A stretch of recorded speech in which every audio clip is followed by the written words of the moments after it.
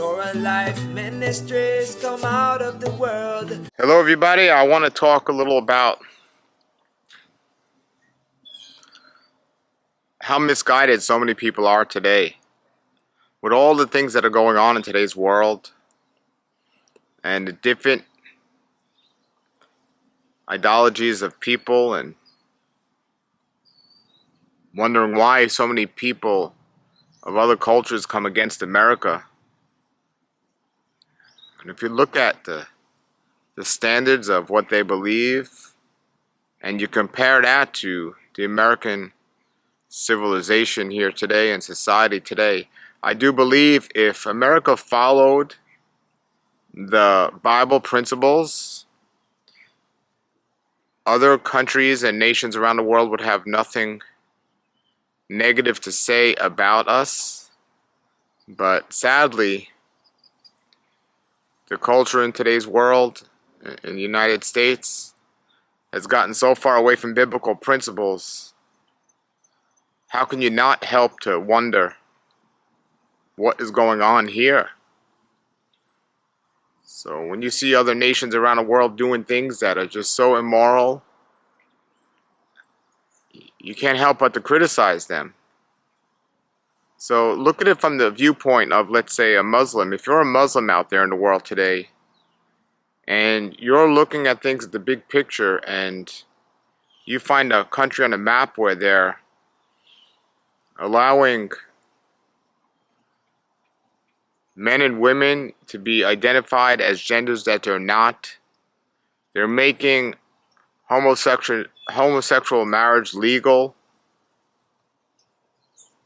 women are walking around half naked, people are sleeping around, adultery and marriage are like a joke, nobody's taking any of this seriously. How could you not question or criticize what the so-called leadership is allowing to happen and who is actually leading them? See, the problem isn't with the Bible or biblical principles that these people have. It's the immorality that's being allowed to happen here. You know, and to agree, people here do the same thing with other countries to things that they don't agree with. You know, people in the United States will say, like, Muslim women are oppressed because they don't have the right to speak up and share their mind, or they don't have the right to wear what they want to wear or do what they want to do. So people will criticize that. Feminists will have fought a long time in this country to come against that, but look where it's led this country. And then there are other things going on in the world that seem like they go against our morals and our values. But the bottom line is, it doesn't matter about what we believe and about what we think or how we were raised. What it matters is what does our Creator say about the situation? And when you can compare what our Creator says and what we do, there you decide and you come to the conclusion of who's actually following Him or not. You take devotion to prayer for an example. You go to a Muslim country around the world, it comes time to pray, the prayers are on their loudspeakers, and for the most part, everyone, whether they're doing it publicly or privately, they know their times to pray and they're going to pray. Sadly to say, in this country, prayer is taken to a back seat to things, and unless somebody's in a life or death situation, they would never consider calling out to our Creator. You know, we've gotten so far away from the way our Creator desired for us to live.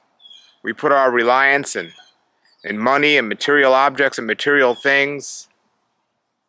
We wear superficial outfits, make ourselves to look up who we're not looking like, between the fake up, self-deception, public deception, manipulation, selfishness.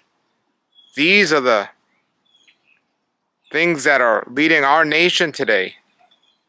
And you look at other nations in the world that are trying hard to hold on to some sort of biblical principle And you can see why there's so much disagreement and dislike and other issues. But then you get to topics of violence, and you look at Yeshua promoting peace for the most part, and you look at the violence that these other nations are doing, and they've lost it in that area. They go into extreme violent messages based on how they feel, not on what they're told or shown to do in their scriptures. And they've completely stopped listening to the message of Scripture when it comes to the idea of violence and acts of violence, justifying immoral violence. And our country looks at them and says, look what they're doing. So on both sides, nobody's listening to our Creator. Nobody's listening to His Word. You can't have the utopia that our Creator wants us to live by in a shalom and peace when everyone involved is not listening to Him. Somebody said to me the other day, they're sick right now, and they said, well, Yeshua's my doctor. Yeshua's my doctor. I'll let Him heal me. How's He going to heal you if you're living against His words? You know, He has a plan for us, but if we don't follow the plan, why do we expect the result that He wants for us? We got to follow His plan. So I pray that people on all sides of this are going to get right and realize there's only one true Creator, and the only way to reach Him in this utopia is through Yeshua, our wonderful Messiah, the one they call Jesus, and to listen and follow the example of Yeshua. Until then, we're never going to get the result that He wanted for us. So encourage others, and I encourage you to get back to the Word, and get back to the faith, and understand who Yeshua is and what He wanted, whether you're Muslim, whether you're Christian, American, from the Middle East, wherever you're from. Yeshua is the only answer. Follow Him. All right? So that's my prayer for today.